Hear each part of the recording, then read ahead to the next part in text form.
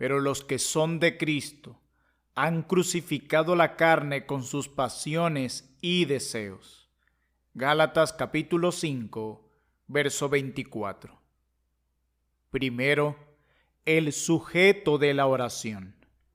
Los que son de Cristo, es decir, los cristianos auténticos, miembros auténticos de Cristo, los que de verdad pertenecen a Cristo, los que se han entregado para ser gobernados por Él y avivados por su Espíritu. Estos, cada uno de estos, todos estos y nadie fuera de estos. Segundo, el predicado. Han crucificado la carne con sus pasiones y deseos. Hemos de entender que carne se refiere a los pecados de la carne, los sexuales y otros, las obras y acciones de la naturaleza corrupta. ¿Qué pasiones? No se refiere a las naturales, sino a las inmorales, fuera de control, los deseos lascivos y antojos pecaminosos. Porque Cristo no abole ni destruye, sino que corrige y regula las pasiones de los que están en Él. Y crucificar la carne no es la extinción total, ni el sometimiento perfecto de la naturaleza corrupta, sino sólo derrocar la corrupción de su trono y de su dominio en el alma.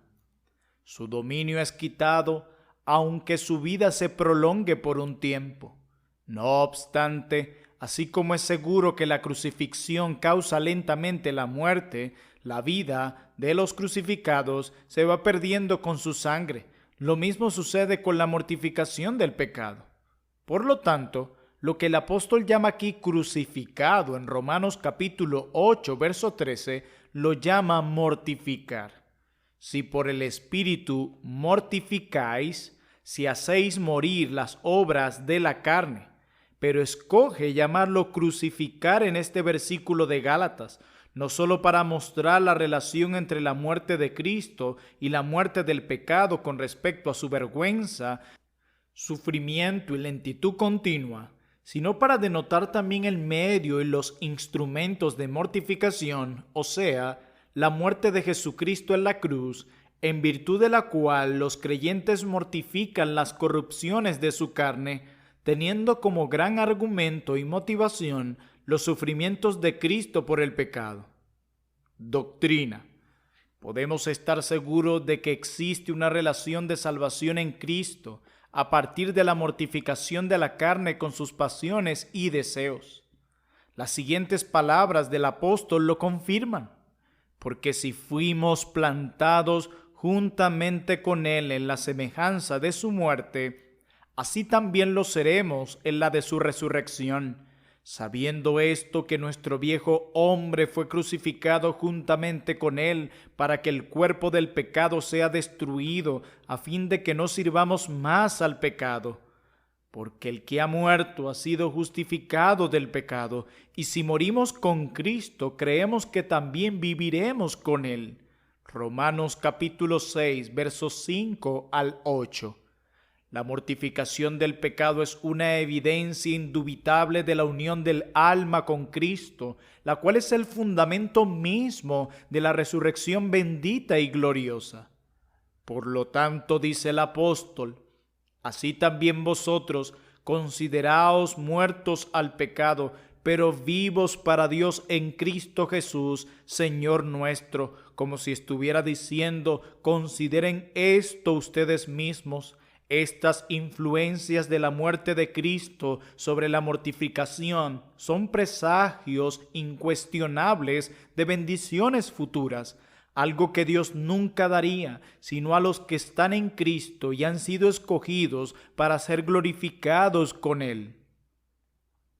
La muerte de su pecado es tan cierta como puede serlo cualquier otra cosa en el mundo de su vida espiritual para el presente y para su vida eterna con Dios en el más allá. La mortificación es el fruto y la evidencia de su unión con Cristo, y esa unión es el fundamento firme y promesa segura de su glorificación. Por lo tanto, Cada uno debe considerar y razonar esta realidad individualmente, lo que la mortificación o crucifixión significa. Para ser más claro, me refiero al tema tanto negativa como positivamente, mostrando lo que principalmente no quiere decir y lo que sí quiere decir el Espíritu de Dios con esta expresión. Número 1. Crucificar la carne no implica una abolición total del pecado en los creyentes, ni la destrucción de su ser o existencia en ellos en el presente. Las almas santificadas quedarán con sus cuerpos muertos en la hora de su muerte. Esta será el efecto de nuestra glorificación futura, no nuestra santificación presente. El pecado sigue existiendo en el más mortificado creyente en el mundo. Romanos capítulo 7, verso 17. Sigue actuando y generando deseos en el alma regenerada, como lo declara Gálatas 5, verso 17. En efecto, a pesar de su crucifixión en el creyente, todavía puede sorprenderlo y cautivarlo con alguna acción. Número 2. La crucifixión del pecado tampoco consiste únicamente en evitar las acciones externas, porque el pecado puede reinar en el alma de los hombres, aunque no se manifieste en su vida con acciones graves y visibles. Muchos muestran una mano blanca y hermosa, mientras que tienen un corazón negro y muy sucio. Número 3. La crucifixión del pecado no consiste simplemente en dejar de cometer actos pecaminosos, porque en ese sentido los deseos del hombre pueden morir por sí mismos por muerte natural. Los miembros del cuerpo son armas de impiedad, según dice el apóstol.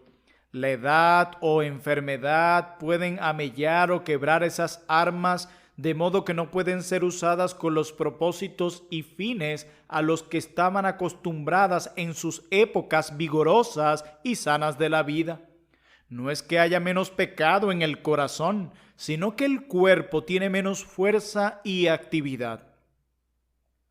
Es como el viejo soldado que tiene tanta habilidad, conocimiento y gusto, como siempre, de las acciones militares, pero la edad y los años de dura lucha lo han debilitado, de manera que ya no puede ser parte de un contingente militar. Número 4. La crucifixión del pecado no consiste en castigar severamente el cuerpo, ni la flagelación con azotes, ayunos ni peregrinajes agotadores. Esto puede interpretarse como mortificación entre los papistas, pero estos castigos no han podido destruir los deseos de la carne. Es cierto que los cristianos no deben consentir ni gratificar al cuerpo, el cual es instrumento del pecado, ni hemos de creer que las corrupciones espirituales del alma sienten los azotes sobre el cuerpo. Tales cosas tienen a la verdad cierta reputación, pero no tienen valor alguno contra los apetitos de la carne. Colosenses capítulo 2, verso 23. No es la vanidad de la superstición, sino el poder de la verdadera religión lo que crucifica y destruye la corrupción. Es la fe en la sangre de Cristo, no el derramamiento de nuestra propia sangre, lo que le da el golpe mortal al pecado. Pero si se preguntan mis lectores, entonces, ¿qué significa la mortificación o crucifixión del pecado y en qué consiste? Respondo. Número 1. Implica necesariamente que el alma tiene que estar implantada en Cristo y unida a Él, porque de otra manera es imposible que ninguna corrupción sea mortificada. Los que son de Cristo han crucificado la carne. Cualquier otro intento de todos los demás son en vano e ineficaces. porque mientras estábamos en la carne, las pasiones pecaminosas que eran por la ley obraban en nuestros miembros, llevando fruto para muerte. Así lo declara Romanos capítulo 7, verso 5. En aquel tiempo, el pecado tenía todo el dominio. Ninguna abstinencia ni flagelo exterior, ningún propósito, promesa ni voto solemne podía mortificarlo o destruirlo.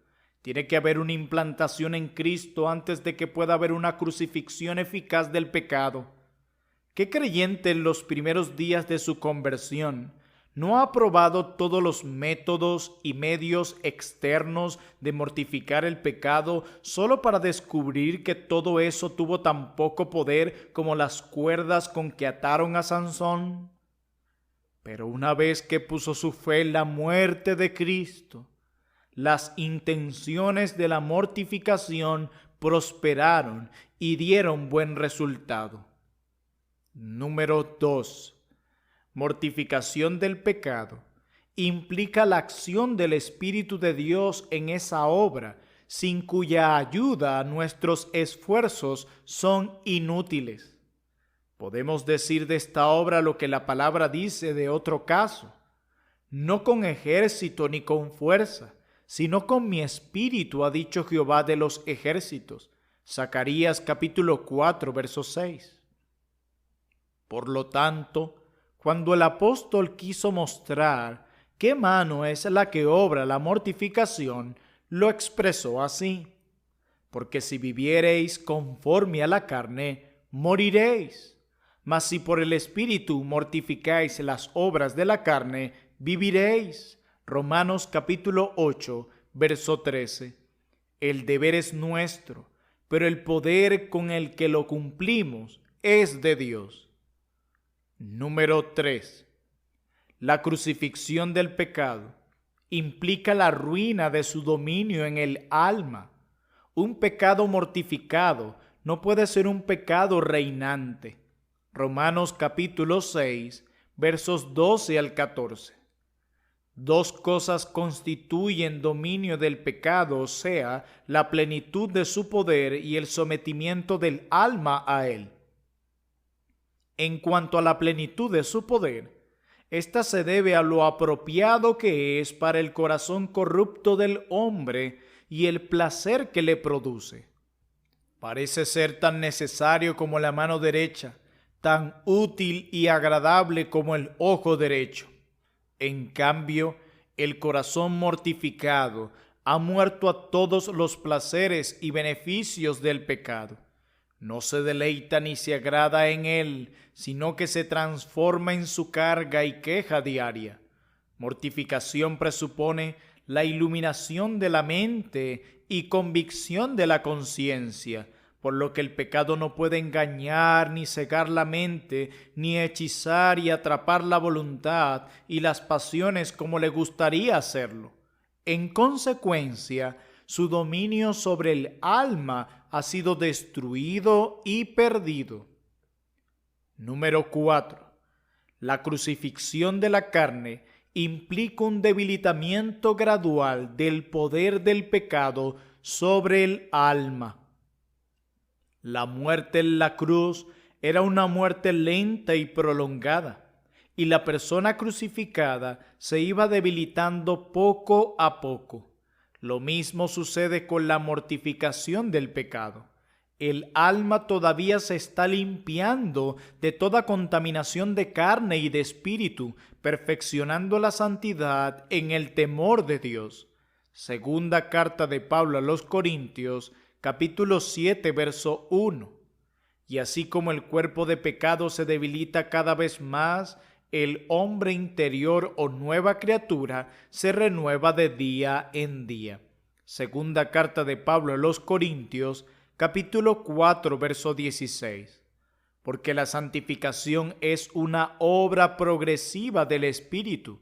A medida que aumenta la santidad y se va arraigando con más profundidad en el alma, más va menguando y debilitándose el poder del pecado y el amor por él hasta que finalmente es sorbido en victoria.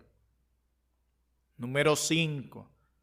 La crucifixión de la carne significa para nosotros la aplicación por el creyente de todos los medios espirituales e instrumentos santificados para su destrucción. No hay cosa en este mundo que el corazón del creyente desea y anhela más intensamente que la muerte del pecado y verse librado totalmente de él. Romanos capítulo 7, verso 24. La sinceridad de tales deseos se manifiesta en la aplicación cotidiana de todos los remedios de Dios. Por ejemplo, estar diariamente en guardia contra las ocasiones para pecar.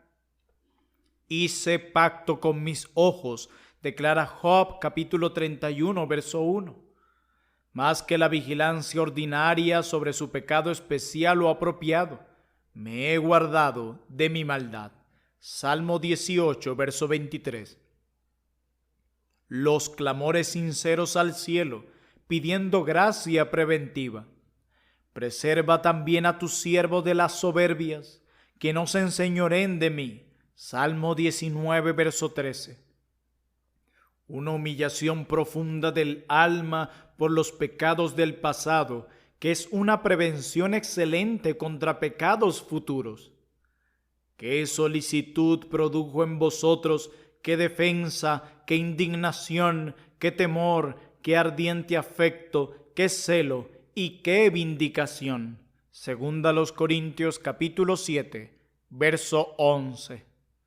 Cuídense de no dar lugar a las intenciones del pecado, consintiendo a la carne para satisfacer sus deseos, como lo hacen otros. Romanos capítulo 13, versos 13 al 14. Disposición de ser reprendidos por el pecado. Que el justo me castigue será un favor. Salmo 141, verso 5.